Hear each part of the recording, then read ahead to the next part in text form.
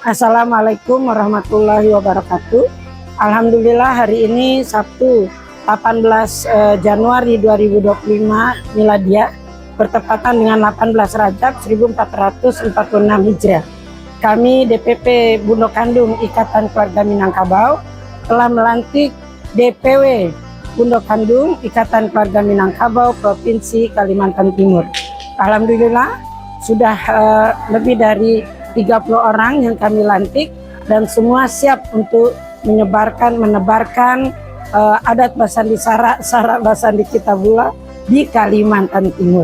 Paling tidak beberapa program yang telah kami putuskan, insya Allah mereka akan melaksanakan dengan sebaik-baiknya. Semoga Bundokandung Ikatan Keluarga Minangkabau Kalimantan Timur tetap jaya, bisa berkembang sampai ke tingkat-tingkat kelurahan, semuanya bisa kita capai. Mudah-mudahan tujuan kita adalah untuk menegakkan kalimat Allah.